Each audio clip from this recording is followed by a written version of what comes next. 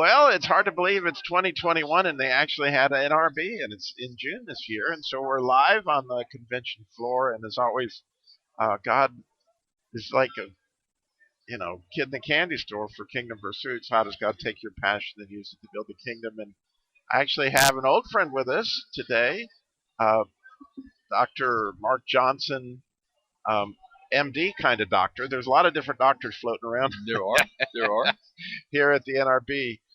But Dr. Johnson, you might recall, has got this wonderful understanding of covenant. And so he's written a number of books along those lines. But what we want to talk about today is sort of in conjunction with his book, The Covenant of Marriage. We now have the Covenant of Marriage Study Guide, Right. which is critical, really. And like for all of us who are married, like this is a huge deal. But for those people who have heard you for the first time, Mark, can you kind of take them into what that means, a covenant of marriage? Okay, first, in our culture, we have little understanding of the historical understanding of what a covenant actually is. When somebody 2,000 years ago asked Jesus a question about marriage, he did an interesting thing. Instead of just answering the question, he said, in the beginning. He went back to the original nature, structure, and function of the marriage relationship. And the implication, what he said was, if you really understood what this relationship is, and if you built this relationship accordingly, you wouldn't be asking me about divorce because you wouldn't want one. So God has a plan. And interestingly, covenant is not just a tie that binds two together, perhaps miserably. A covenant is actually God's plan for our growth and development. If we understand what this thing really is, we understand that it's a growth and transformation process for both of the people in the relationship so that they can actually learn to love consistently and well and really build a love for a lifetime relationship. God's intent is that anybody can do that.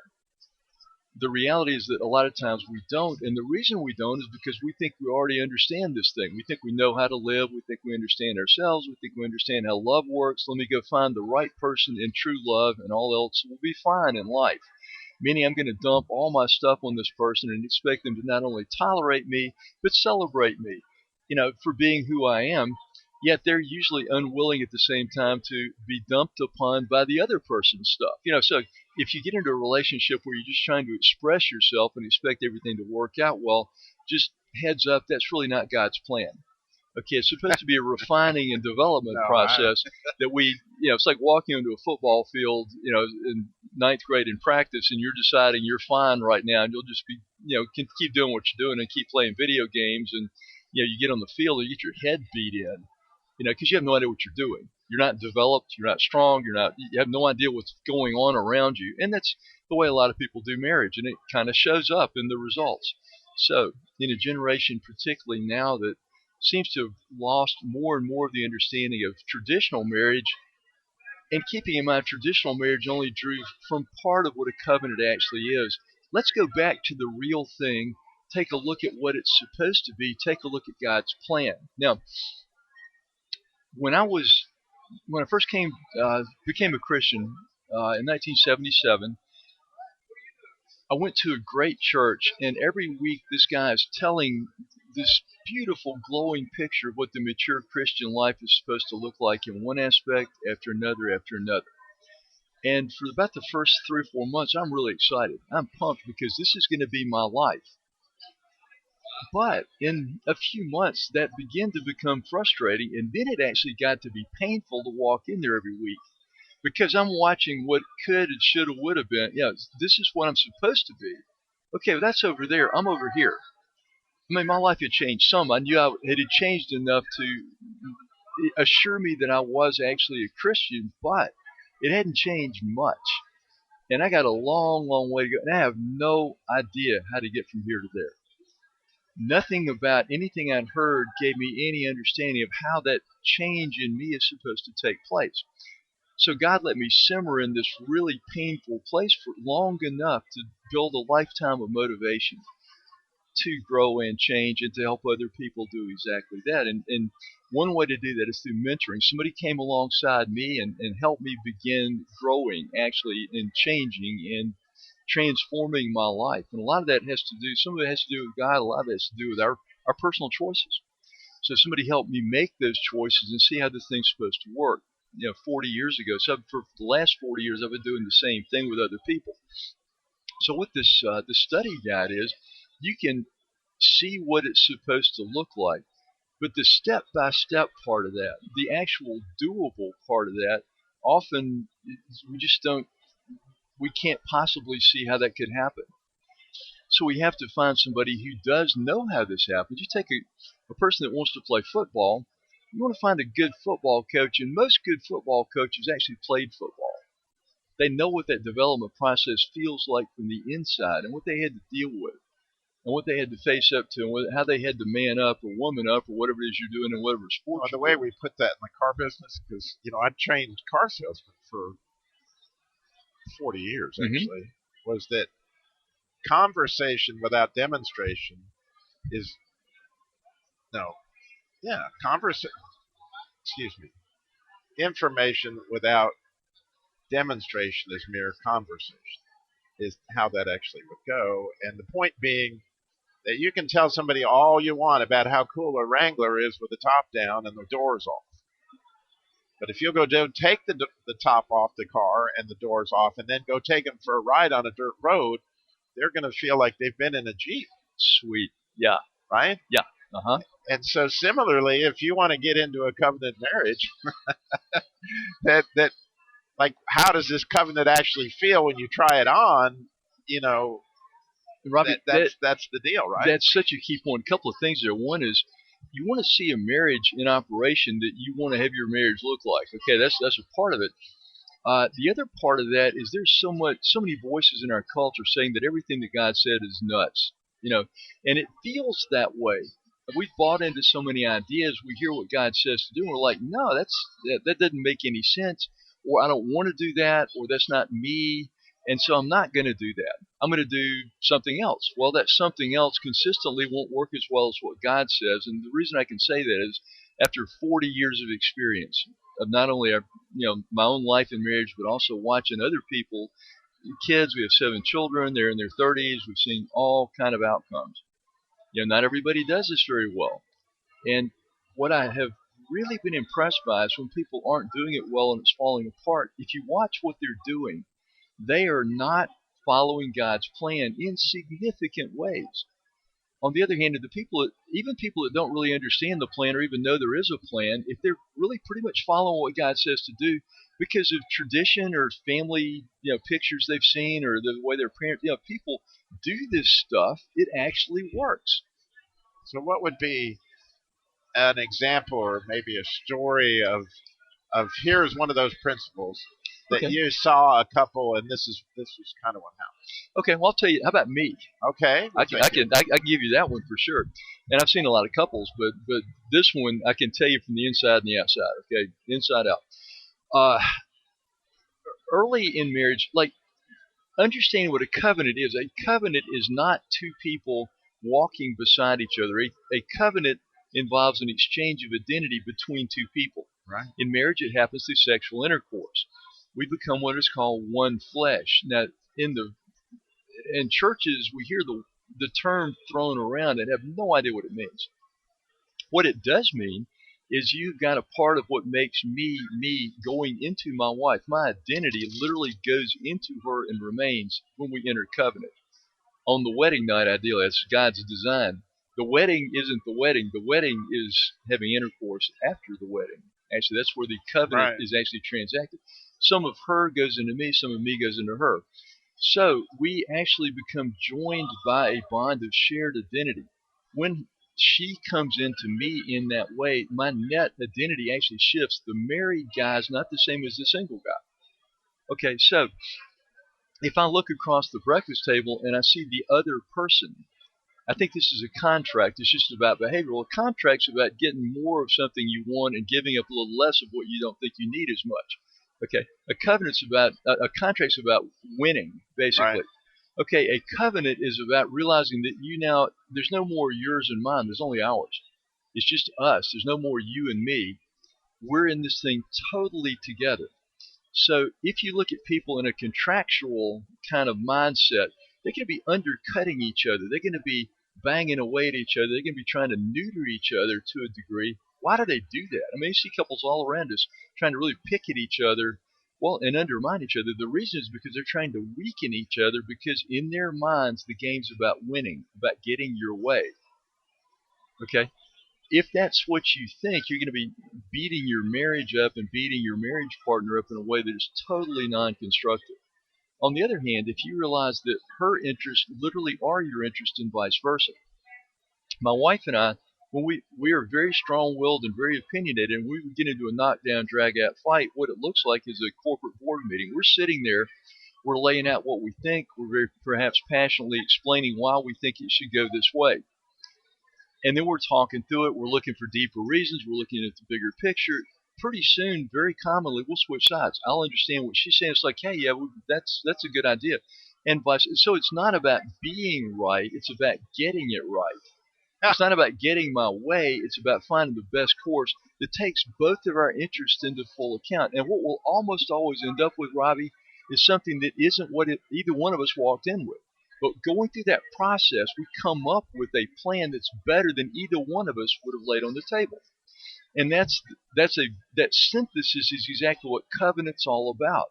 It's about two people coming together and being greater than the sum of their parts.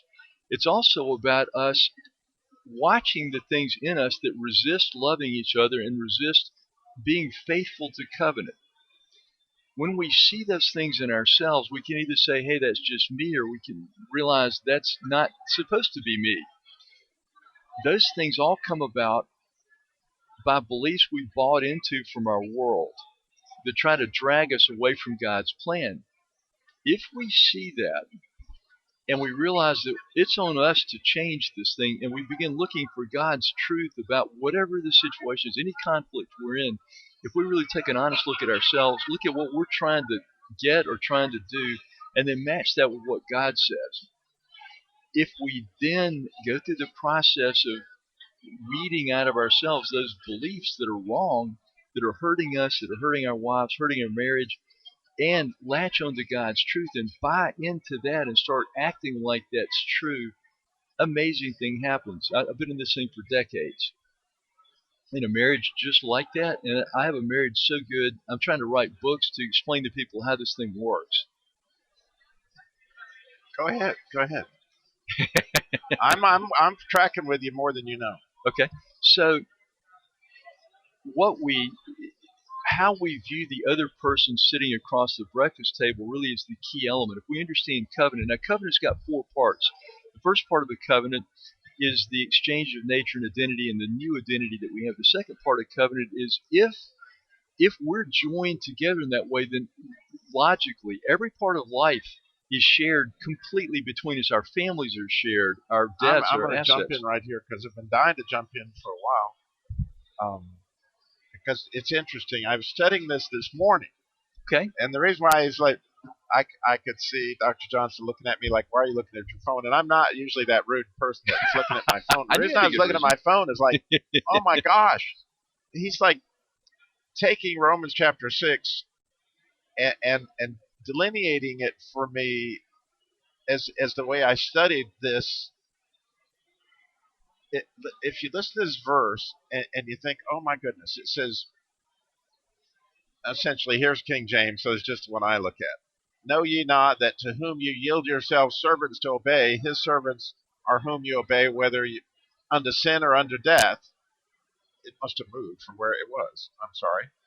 Neither yield your members as instruments of unrighteousness unto sin, but yield yourselves unto God as those that are alive from the dead, and your members are instruments of righteousness unto God, for sin shall have dominion over you. Why did I not get to where I want to? I'll cut all that out because there's the verse where I want to. Look at the cotton picking thing is moving while I'm trying to talk. And Lord, we just pray right now for any Yeah. force that is trying to wreak havoc. Lord, you send it away and block its effect in your most precious name.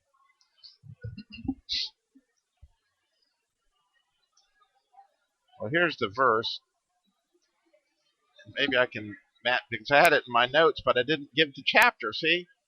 I speak after the manner of men because of infirmity of your flesh, for you have yielded your members to uncleanness and iniquity and iniquity. Even so now yield your members servants to righteousness unto holiness.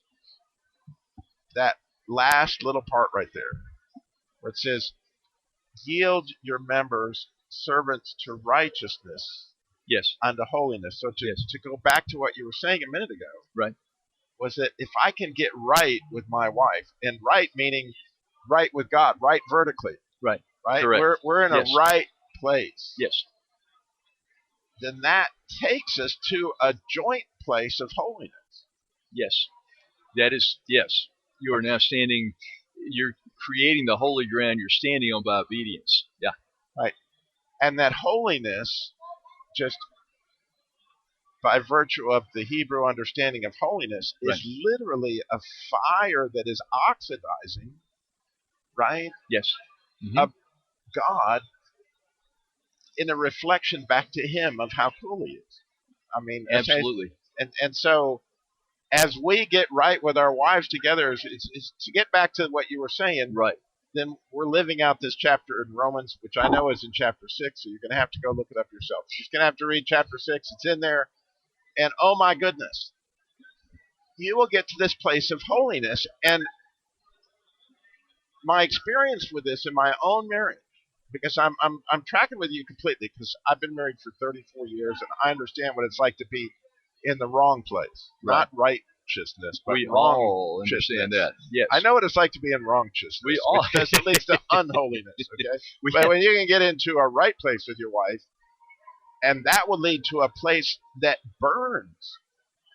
Yeah. I mean, that holiness is a fire. Don't miss that. And you know, to play on that imagery, God speaks of Himself as a refining fire. And if you envision molten gold or silver Right. in one of those crucibles that is, you know, glowing hot, and on top of that usually is some dark stuff floating around. Oh yeah. And what those are impurities. And the fire of God and the crucible of an intimate relationship. We can play games with ourselves, and we think we're a lot better than we are until we're mixing it up nose to nose with somebody, and stuff comes out that you didn't know was in there. Okay, but those are the very things that are holding us back. That's not just me. That's not something she's supposed to put up with. That's something I'm supposed to come before God with. And that step-by-step, day-by-day process of taking the little spoon and getting rid of the junk Impurities. and leaving the more and more and more pure silver or gold is that's what God wants to see on a daily basis. Now, what that does in the long term is it makes us more and more and more loving, more and more wise, more and more mature. We now become capable of many other things. Now, what I've also seen in my life is God refining me through marriage and equipping me now to do other things in life and assume other responsibilities and be faithful in other ways. So it's like He's building me into the man I'm supposed to be to fulfill the many roles in family, church, society that I'm supposed to fulfill. There you go. Wow. As usual, we've run way out of time before we ran out of show. So that's a good problem to have. So we're going to have Dr. Johnson back on our live show coming up on King of Pursuits someday soon. As always, Doctor, it's so a pleasure. I mean, I just love what you're doing, and keep up the great work, sir. Robbie, I love what you're doing. This is so much fun just to sit here and spend time with you, man. Always. Blessings. God bless.